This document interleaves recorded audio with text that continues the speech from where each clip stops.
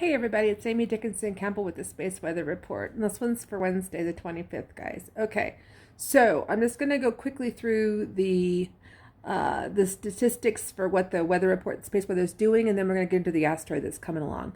Right now it's showing on spaceweather.com that it's 468 kilometers a second for the solar winds, so it's pretty status quo for solar winds. Basic C-class flares, although there are elevated chances of M and X, we have a 35% chance of M and a 10% chance of X-class flares in the next 24 to 48 hours.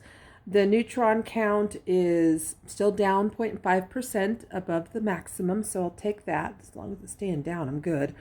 Geomagnetic activity is running pretty high. We've got a 30-40% chance of geomagnetic activity in the mid-latitudes and 30 to 50% of severe activity in the poles, everything going on the poles. Now, let's go back over to those asteroids. So we've got that one that's supposed to run by in the next 24 hours.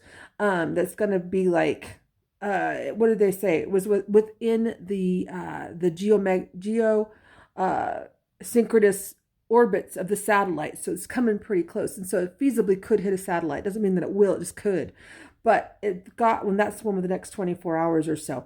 But as far as today is concerned, they've got one that's running 6.6 lunar distance away. So it's coming between the Earth and the Sun. So that's a different one that's supposed to hit within the geosynchronous orbit. So we've got a couple of asteroids running really close. Thank you to the TikToker from Oahu that commented about how your GPS hasn't been functioning for the past few days. Everyone just get on your prayer chain and your good thoughts chain and start thinking good things. Start raising the vibration. Let's get through this shift because it's insane. So let's get through it. Do your due diligence. If you don't need it, unplug it. Because yes, it does. This stuff does affect your mood. It was a study from the National Institute of Health. I'll have to find it again, but it basically said that these solar flares and coronal mass ejections and all this kind of stuff can negatively impact your mental health. It's a thing. It's a real thing.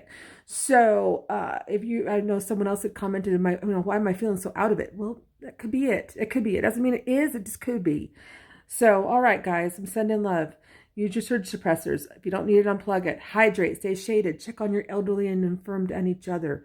Looking out for one another. Send love. Raise your vibration. Put yourself in a different vibration, a different, love. Send love out and you'll get love back. All right, guys. Bye.